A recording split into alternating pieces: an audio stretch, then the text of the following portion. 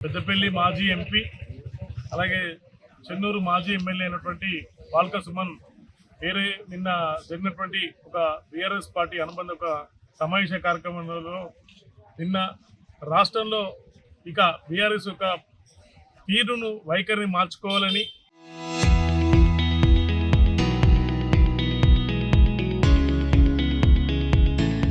కేవలం social media press మీట్లతో ధర్నాలు రాస్తారోకోలు వర్ధంతు జయంతులతో కార్యక్రమాలు కాకుండా ఇక టీఆర్ఎస్ యొక్క పందా మార్చుకోవాలని ఇక నుంచి అయినా కూడా ఉద్యమాల బాధపడాలని అలాగే మిలిటెంట్ యొక్క కార్యక్రమాలు చేపట్టాలని చెప్పని ఉద్దేశించి కార్యకర్తలను ఉద్దేశించి మాట్లాడడం జరిగింది.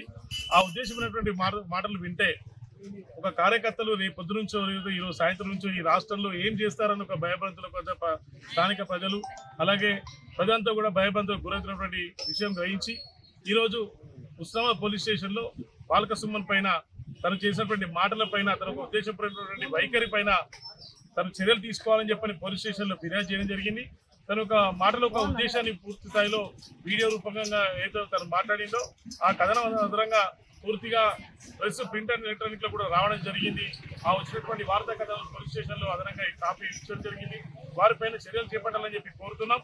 అలాగే తను చేసినటువంటి వార్తలు ఏదైతే ఉన్నాయో ప్రభుత్వ ఆస్తులు ధ్వంసం చేయాలని చెప్పని అవసరమైతే సింగరేణికి సంబంధించిన భవనాలు కూలగొట్టాలని చెప్పని కాల్చివేయాలని చెప్పని తన ప్రాంతంలో ఉన్నటువంటి రైల్వే పట్టాలు తొలగించాలని చెప్పని తన కార్యకర్తలకు హితవు చేయడం జరిగింది.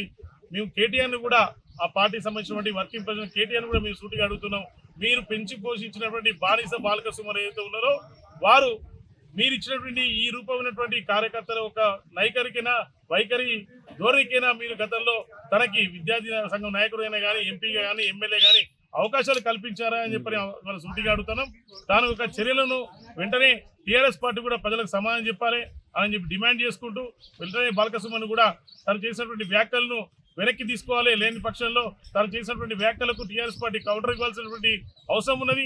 లేని పక్షంలో స్వతగా సుమోటగా వికరించి డీజీపీ గారు వెంటనే కేసు నమోదు చేసి బాల్క సుమన్ గారిని అరెస్టు చేయని చెప్పి డిమాండ్ చేస్తున్నారు.